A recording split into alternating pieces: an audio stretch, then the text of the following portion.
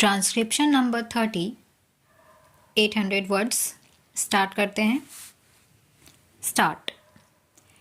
May I, Madam, draw the attention of the Honorable Minister to an important committee set up by the Government of India in 1998 under the chairmanship of Mr. Nyogi, who was asked to inquire into the various problems of railway road coordination. Their preliminary report appeared some time ago and it was even circulated to all the state governments for their opinion.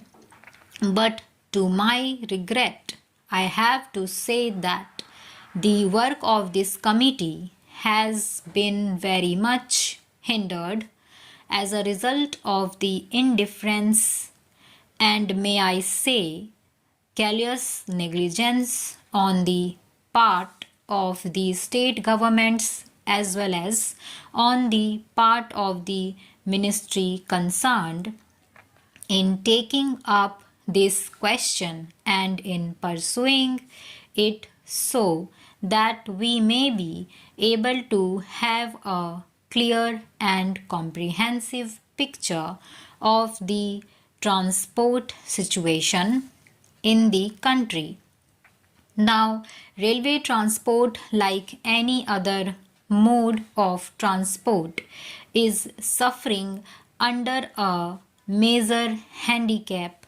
The handicap being that we do not know, nor does the railway minister know, what the exact quantum of transport requirement in the country is and what the rising demand is in which the railways are expected to cater to in future. Certain targets which have been worked out in the 10th plan have been given to us. In the 9th plan, we were given certain targets. But unfortunately, Madam, may I point out that all those targets were either gross underestimates or exaggeration. Throughout, we have seen that we have not been able to have a well coordinated and progressive development of the transport system and in particular the railway system in the country. So, anything we suggest today will have that kind of air of unreality. Without knowing fully or adequately what exactly the transport needs in the country are, we are not in a position to discuss or dilate upon the problems of the railways or the transport itself.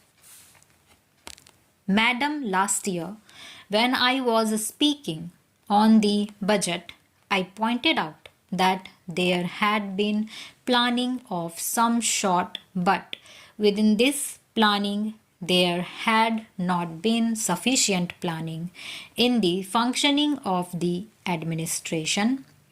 There has not been planning in carrying out the various phases of the program enunciated in the plan or in the budget.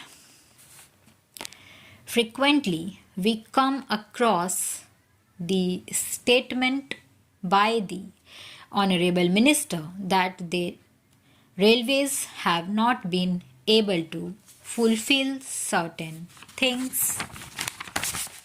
I went through the pages of the budget papers and also the speech of the minister.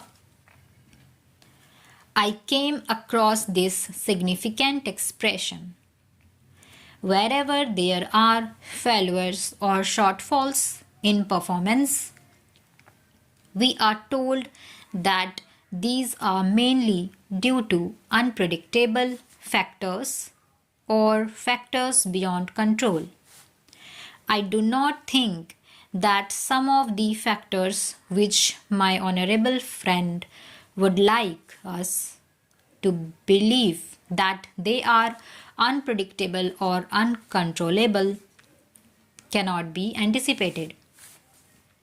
For instance, I may draw the attention of the Honorable Minister to one important fact, that is, we have been supplying since some time past empty hilage for a long distance to collieries, to steel factories, and so on. We are told that this empty hilage is unavoidable, that we have to find empty wagons to steel factories and collieries to carry raw material or perhaps coal and the like.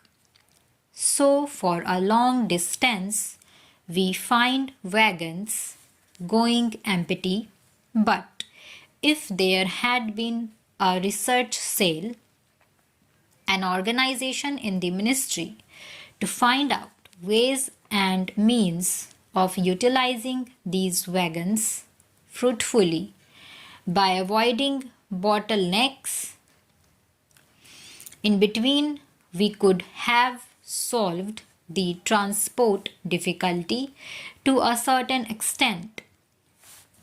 I do not want to be told by the minister that this is a physical impossibility.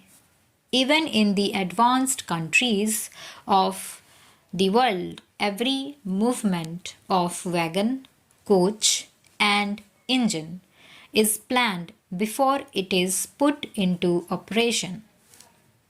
It is unfortunate and tragic that in this country, after a decade of planning, we have not been able to think in terms of planning while executing the works.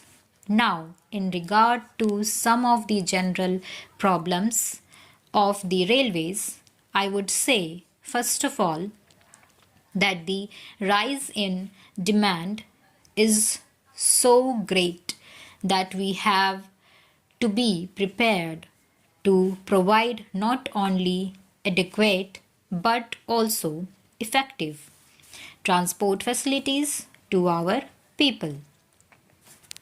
I need not tell the House that the railway transport system in general is greatly dependent or interdependent on the general economy of the country.